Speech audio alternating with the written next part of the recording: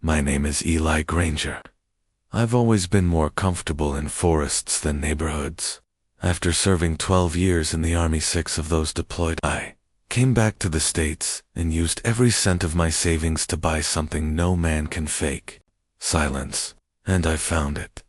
A lakeside cabin, just off the edge of Briar Creek, surrounded by woods, backed by a private inlet, and far enough from the HOA-run developments that I didn't have to hear their leaf blowers, golf carts, or committee-friendly warnings. The place was perfect.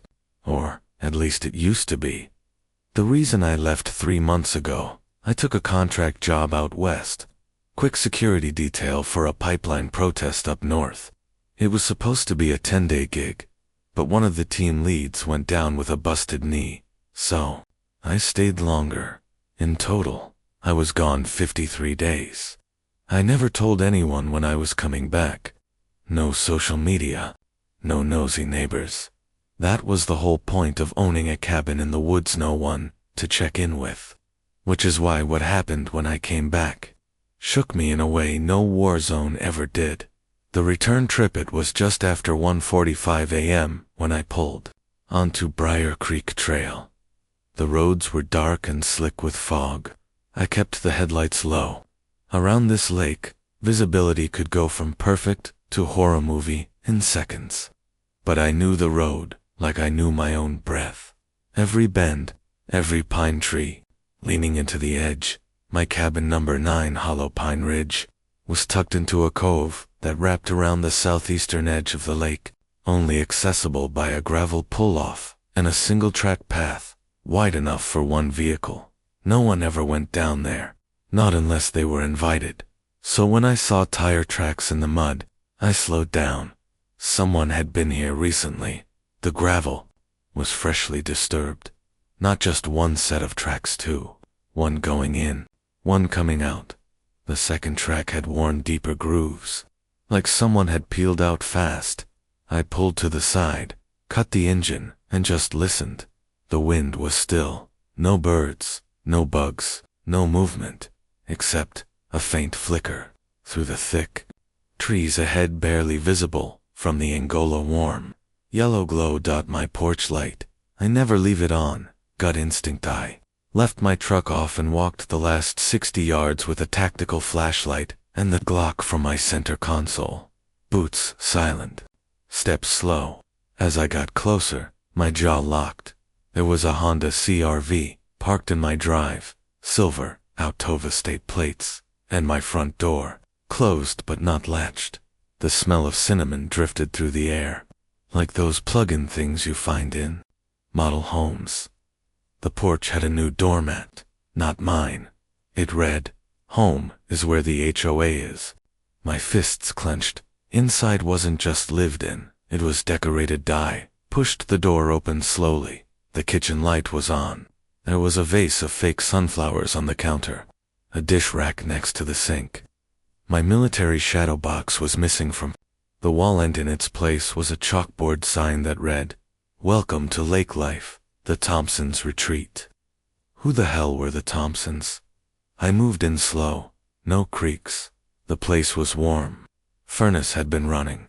Someone had been living here, using my dishes, rearranging my books, burning my wood. I kept the flashlight low and the Glock higher. Then I heard it. A woman's laugh, coming from my bedroom. Karen's voice pierced the silence. "Hello," she called. The voice was unmistakable. It was her, Karen Witherspoon, the self-proclaimed president of the Lake Briar Estates HOA, the one who'd come knocking last year when I moved in, trying to convince me to annex into their neighborhood for the safety and value of our community. I told her no twice. Third time, I didn't answer the door. Now her voice was echoing from inside my home. "Is someone there?" she repeated. Then, "Mark, go check the porch. Probably just a raccoon again." Mark. There was a man in my home too. Back on the porch, I backed out, quietly, and took position behind the porch railing. Moments later, the door opened. Out stepped a guy mid-40s, balding, flannel pajama pants. He looked groggy, like he'd just rolled out of my bed. He didn't See me? Walked off the porch, yawned, and lit a cigarette. That's when I stepped forward and said, "You're trespassing on private federal land." He spun like I'd dropped a bomb. Who the? I pointed the gun down. Just enough to warn, not enough to scare. You've got 30 seconds to explain why you're sleeping in a house that doesn't belong to you. He stammered. This isn't yours. Karen said this was an abandoned cabin, foreclosed and unclaimed. Wrong, I said. I've got the deed, title, tax receipts. You've got cinnamon air fresheners and a felony waiting. Karen burst out onto the porch. She was holding her phone and barking into it. Yes, 911. There's a man threatening us with a gun. He's trying to break into our home. I stepped back and smiled grimly. You just made the worst mistake of your life. Police arrival, it took less than 5 minutes. The deputy cruiser came flying down the gravel drive. Lights on. Sirens dead by the time the 2 officers stepped out.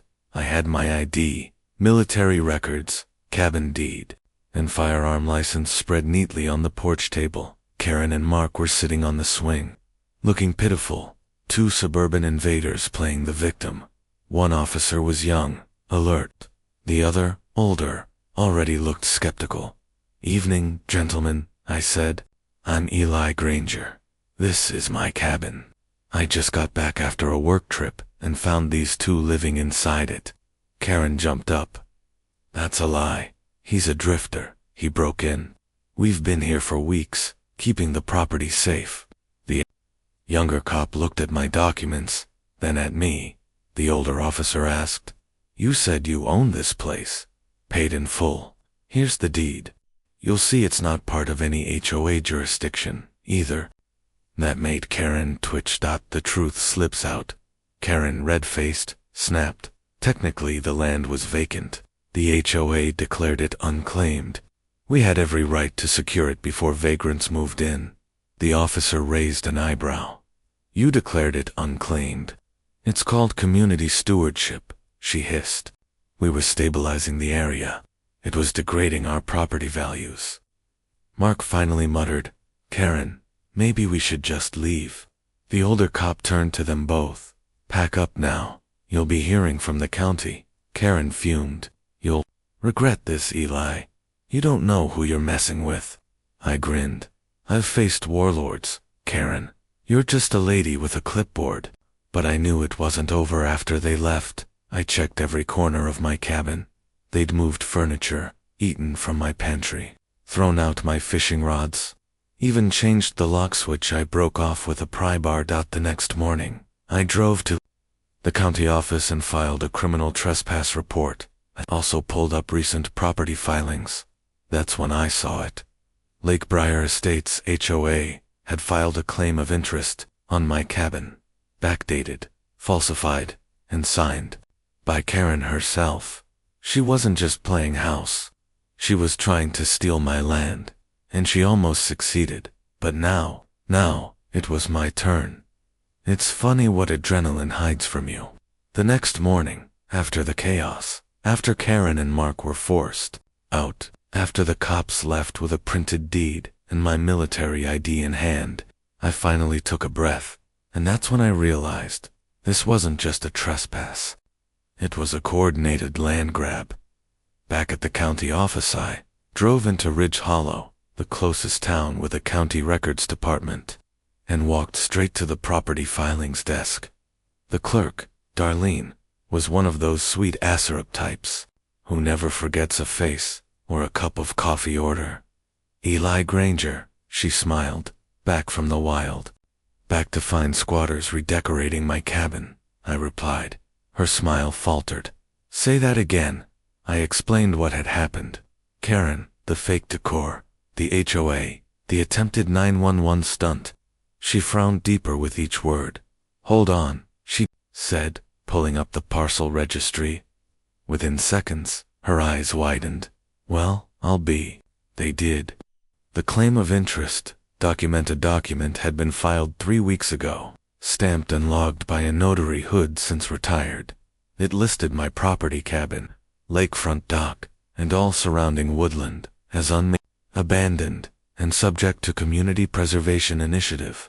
Signed by Karen Witherspoon, President Lakebriar Estates, HOA, in the interest of public safety and neighborhood standards. Darlene looked at me, stunned. This never should have gone through. This isn't even in HOA territory. Exactly, I said. It's fraud. She printed copies and highlighted the record ID. Then she leaned in. Eli, she's done this before. Karen's pattern emerges. Darlene told me Karen had a reputation in town, not just as the overbearing HOA president, but as someone who'd used her position to target absentee landowners, elderly residents, and vacation homes. She pushes legal gray areas, Darlene whispered, finds ways to claim places as unkept or vacant, then tries to annex them or sell them off quietly before the real owners catch on. I clenched my jaw. How many people has she hit? 3 that I know of, maybe more. Most just moved on. Some didn't want to deal with the legal fight. One guy didn't even know she sold his dock to a new buyer until the sheriff showed up. I stood up. Not this time. Legal grounds and loose threads. Darlene helped me file a formal dispute with the county land use authority and forwarded copies of the forged filing to both the sheriff's office and a local real estate fraud investigator. But as I was leaving the office, something caught my eye. A flyer pinned to the community bulletin board. Briar Creek Lakehouse, private tours, starting Saturday, fully renovated, call for pre-offers, featuring a photo of my cabin, my dock, my lake, the contact, Lakeside Properties, Realty, and the name listed, Mark Dandridge, the same man I caught smoking on my porch. Confrontation at Lakeside Realty. I didn't bother calling ahead. I drove straight to the office, a sleek glass-walled storefront wedged between a pet groomer and a vape shop. Inside sat Mark. He didn't recognize me at first, not without the porch light glare and a pistol in my hand. But once he did, his face dropped. You, he said. Me, I replied, shutting the door behind me. I slid the flyer onto his desk. Explain, Mark stammered. Look, Karen told me it was all cleared. She said the property had been dormant, tax delinquent, and annexed legally into the HOA. I had no idea. Don't lie, I snapped. You were sleeping in my bed. I didn't know it was your bed. I leaned in. You tried to sell a home that isn't yours, using a forged HOA document. You know that's felony real estate fraud, right? Mark went pale. Karen said it would be fine, that she had a contact in the zoning office who signs off on these things when they're disputed. She's done it before. She won't do it again. Escalation HOA legal threats. By the time I got back to the cabin, there was a registered letter taped to my front door from the Lakebriar Estates HOA legal department. Notice of violation trespassing, aggressive conduct, unauthorized possession of community property.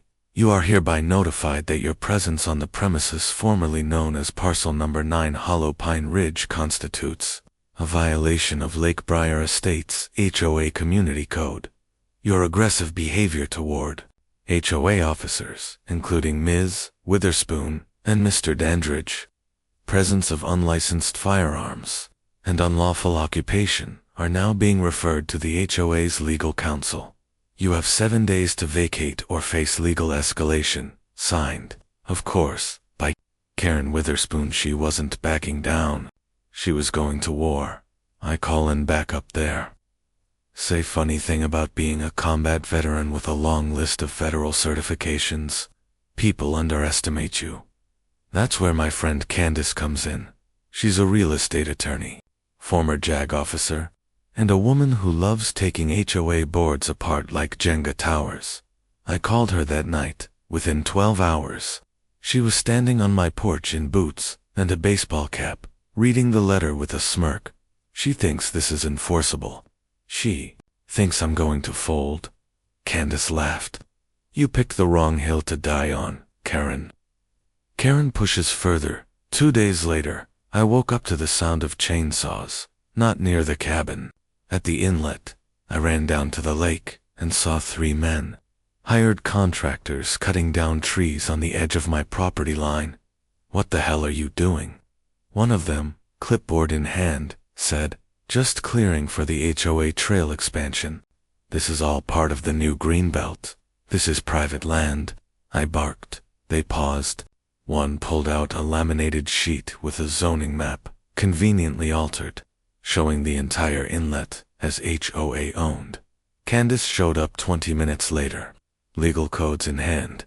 By the time she was done with them, the contractors packed up and left, with their chainsaws between their legs. But the message was clear. Karen was trying to wear me down. Karen tries one final stunt. 3 days later, I returned from town to find a U-Haul backed up to my front porch.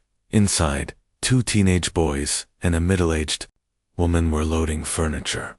"Can I help you?" I asked, calm but cold. The woman turned. "Oh, we're just moving in." Karen said the closing went through early. "We signed the lease this morning." She handed me a folder. Fake lease, fake signature, Karen's contact at the bottom. I sighed. "This cabin isn't for rent. It never was. And you're trespassing." The mom's face twisted. "Are you one of those preppers or something?" "No," I said. "I'm the owner." I pulled out my phone and dialed the sheriff. For the 3rd time in 2 weeks, a patrol car came barreling down the gravel. The mom and kids left without a word. Karen didn't show.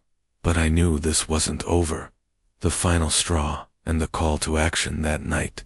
Someone keyed my truck.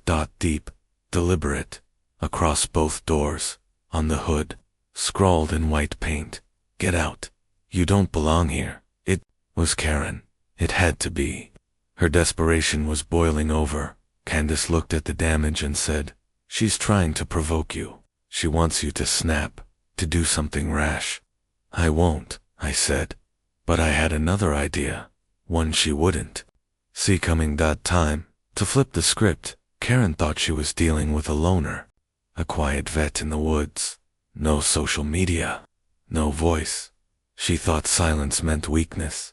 She forgot one thing. I'd spent a decade building intelligence cases against war criminals. And I've got friends in law, real estate, media, and cyber forensics. So I sent a message to my contacts. Operation Red Oak was on.